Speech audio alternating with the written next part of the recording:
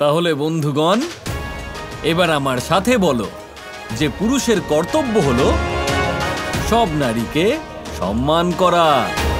কি বললাম? পুরুষের কর্তব্য হলো নারী সম্মান করা। তোমাদের খুব বুঝদার মনে হচ্ছে, খুব তাড়াতাড়ি বুঝে গেল।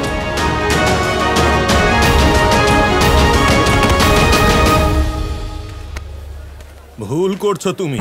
তোমার শক্তি দিয়ে এই ঘোড়াগুলো ভাঙার হাত থেকে তো বাঁচিয়ে নিলে, কিন্তু বিক্রি করতে পারবে না। মহারাজ কংসের বিরোধিতা করে কেউ এখানে এদের ঘোড়া কিনবে না। আমি কিনবো।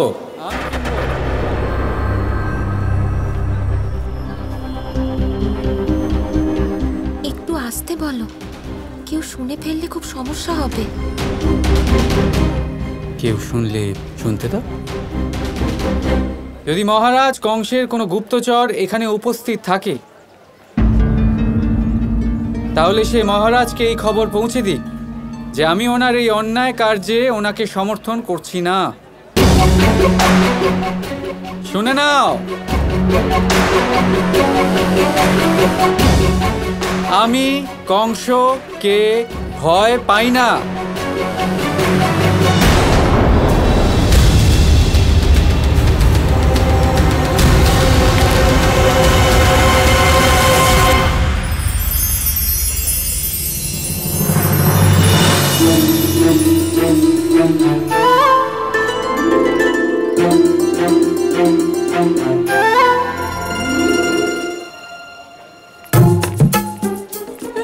ভয় পায় না, নিজে লড়াই করতে পারে না, নিজের দাদার জোরে বড্ড বেশি উঠছে। আমার তো ওকে খুব ধূর্ত আর শিয়ানা বলে মনে হচ্ছে।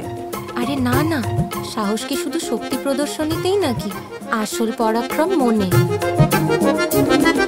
না হলে কি ও কংসকে এইভাবে আহ্বান জানাতে পারত?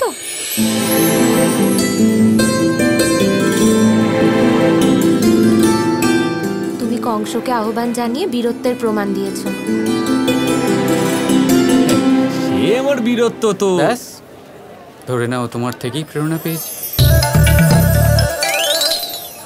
এখন কাউকে সাহায্য করার জন্য কংসের মতো সংকটের মোকাবিলা করার প্রচেষ্টা প্রশংসনীয়। নাম কি আপনার? আমার নাম ওনার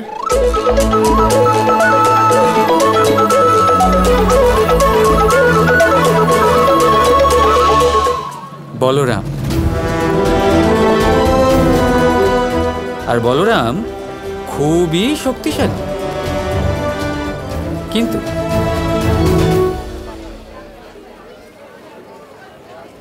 কি হয়েছে? কসরত করে করে যেটা হয়েছে, বল বাহু অবধি উঠে গেছে, কিন্তু বুদ্ধিটা সেই হাঁটুতেই রয়ে গেছে।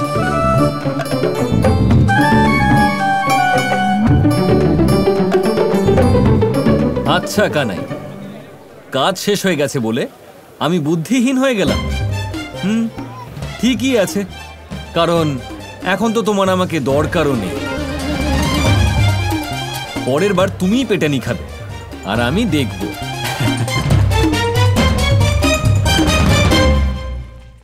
আপনি জানেন না আপনি কত ভালো কাজ করেছেন। এই পূর্ণ কার্যের ফল আপনি নিশ্চয়ই পাবেন।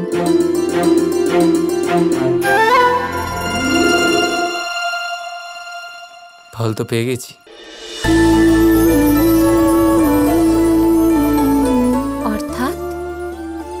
অর্থাৎ কলসি। আমার অনেকগুলো কলসির দরকার ছিল তো। কিন্তু এতগুলো কলসি নিয়ে কি করবে তুমি?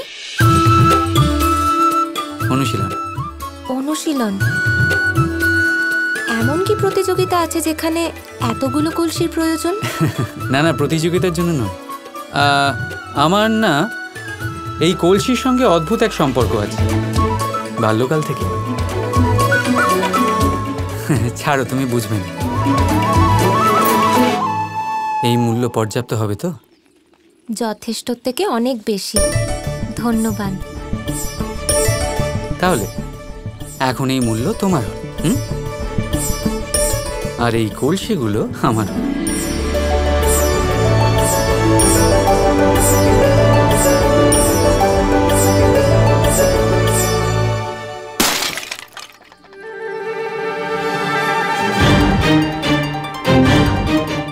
সাবধানে, অনেক পরিশ্রম করে বানানো।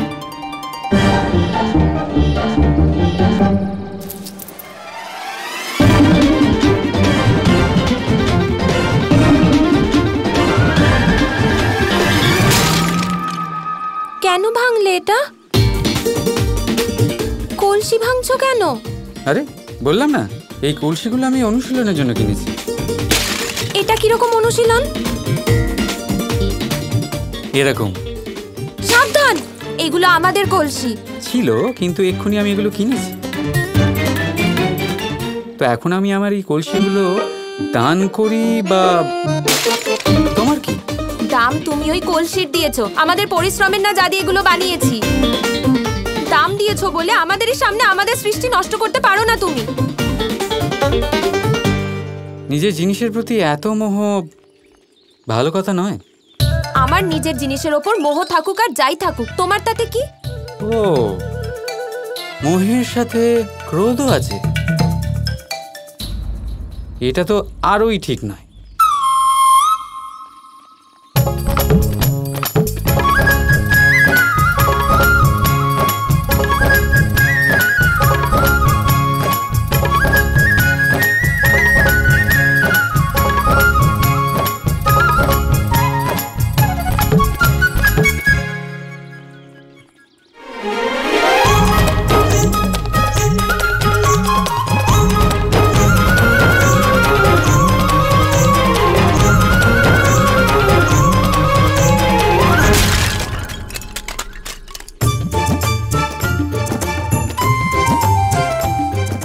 সীমা পার করে গেছো, আমি বেচবো না আমার কলসি।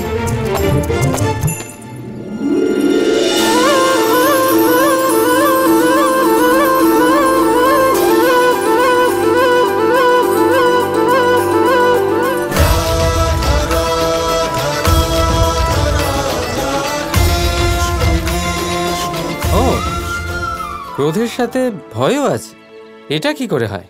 তুমি কে আমাকে আমার দোষ গুণ বলার?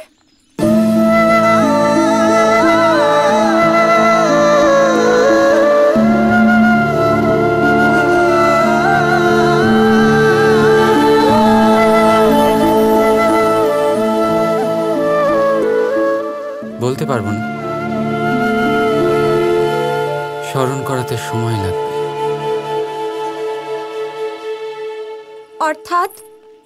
অর্থাৎ সময় লাগলো জানতে, কিন্তু সত্য সেই সামনে বেরিয়েই এলো। ঠিক বলেছিল দাদা, যে বর্ষণার কন্যারা সবাই লোভী হয়। আর কি যেন বলেছিল, অহংকারী হয়। ঠিকই বলেছিল দাদা। এই যে মুখ সামলে কথা বলো তুমি, জানো না ও বর্ষণার প্রধান বৃষভানের মেয়ে রাধা।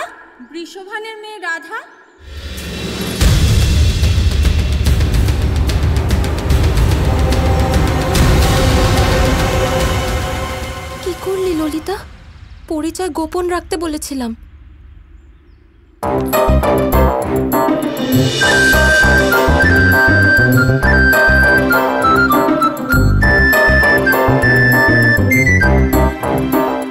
তাহলে আপনারাও কি সেটাই শুনলেন যেটা আমি শুনলাম?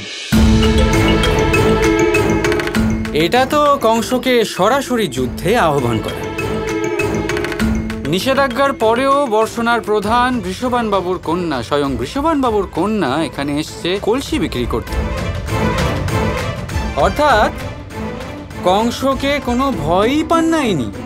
এই যে তুমি চুপ করো। মৌন থাকবো কেন? মৌন সেই থাকবে যে কিছু লুকোচ্ছে। এখন এটা কি কোনো লুকোনোর মতন কথা?